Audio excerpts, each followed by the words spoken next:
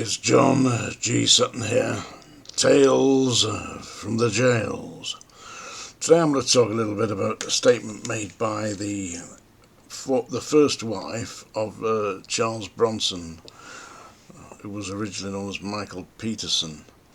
His first wife's called Irene, and she made a statement saying that she believes, because she's been speaking to Charles Bronson, Salvador Peterson, whilst he's been going through this ordeal of parole, and she says he is very positive and that he feels that he will be given parole, given release, but once he is released he'll have to be tagged, like you do, like one of these things you wear around your ankles. Well, that at least is release. And I believe that he's going to get released. I mean, there isn't any reason to hold him in now. I mean, the only thing that's holding him there, it would be a form of revenge. That as the system's taking revenge on this man. And really, does he deserve that? I don't believe he does deserve that. And Irene, his first wife, is stating quite plainly that she believes he's in a very positive frame of mind, and is expecting that he will get released, which I believe he will. So that's what the report from inside the Charles Bronson Salvador camp is, that after the hearing he had with the parole board, he feels very positive, and the psychiatrist apparently made some really positive statements about him. You see, having been in the prisons, like I was, I know that there are certain staff that do set out to provoke incidents. I know it's controversial, and that we hear stories about inmates who have been slashing and murdering or attempting to murder prison staff, but there are also staff that provoke incidents.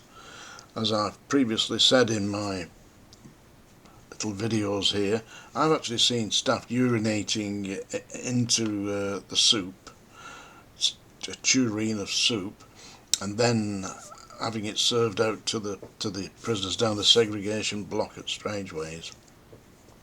I've also seen staff defiling inmates' food, with rubbish out of the dustbin, putting that in the food, and then throwing it into the cell like they're feeding a wild animal.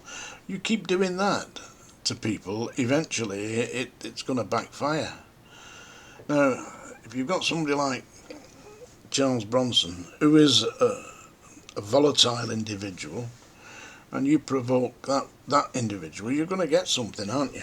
And I believe that that's been the source of his backlash against the system, because to a certain extent the system does provoke people. I mean, I myself was physically assaulted by staff.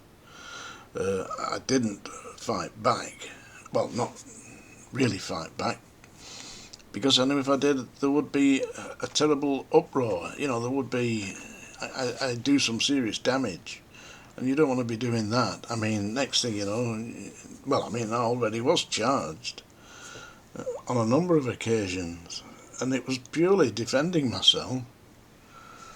I haven't gone out, I'm not that mad. A bit mad, but not that mad. So the staff do that kind of thing. And there was an incident I saw where staff had captured these live mice, painted them different colours and put them into an inmate's cell, so that he actually believed he was seeing polka dot painted mice, which he was, because the staff had done that. Of course, when he told the psychiatrist, they shipped him off to Broadmoor. I mean, that to me is a form of serious cruelty. But who can you report to? I mean, I reported incidents such as this, and was succinctly advised by the senior staff, don't waste the time. This is Strangeways, you didn't say anything. Keep your comments to yourself. Very strange place, you know. I mean, but we're going back some time now. I assume that they've got a grip of it by now. But certainly, in the early days of Charles Bronson being in prison, he would have been, because he went in 1974, didn't he, to start with. In those days, you know, the staff were drinking in the staff club and coming back tanked up, ready to go. And incidents such as he reports, you know, and he smashed his way onto the roof, that's demonstrating against the system. And to a certain extent you can understand that.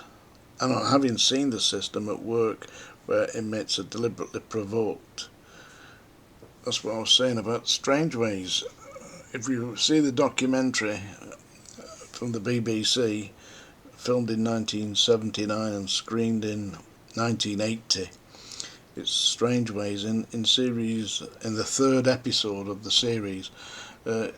You'll see me standing up and saying you cannot treat people like dogs, you can't treat them like animals, because if you do, eventually you're going to get bitten.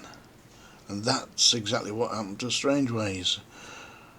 They eventually decided that they couldn't take it anymore and ripped the roof off.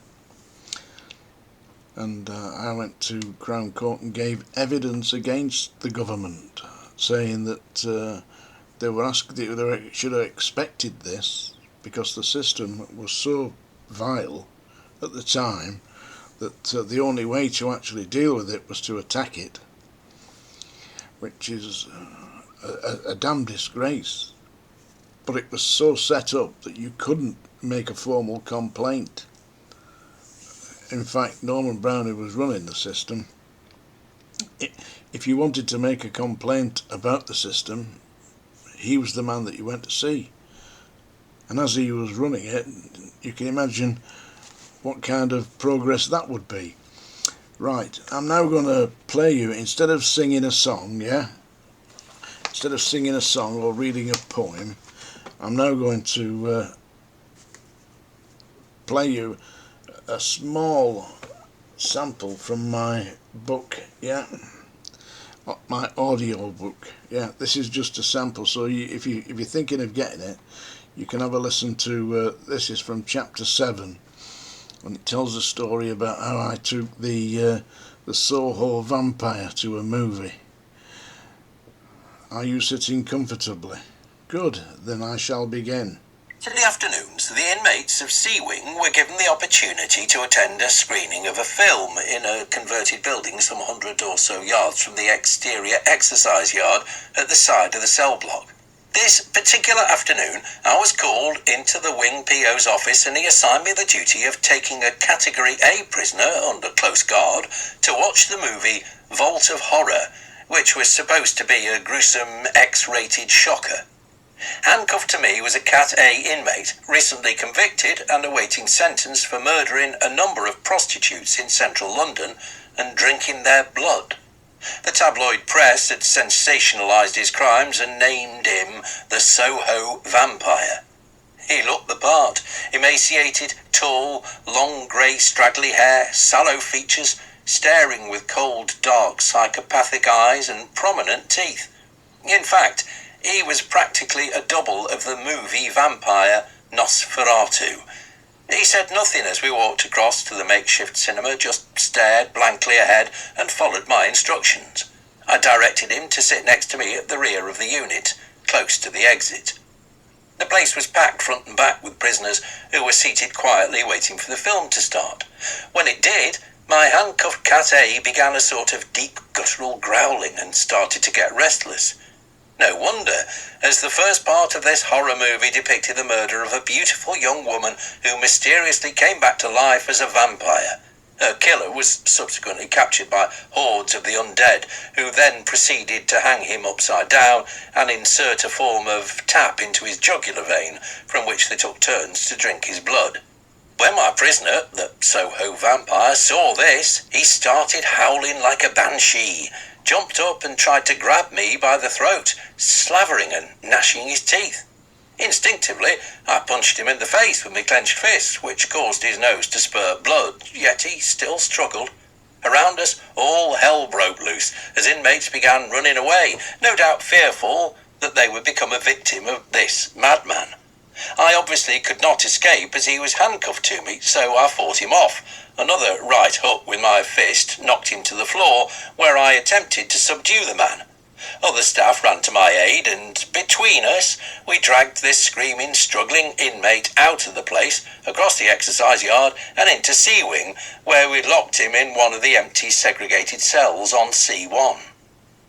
I was seriously happy to get those cuffs off. Imagine taking the Soho vampire to watch a movie about vampires. Whose mad idea was that, I wondered?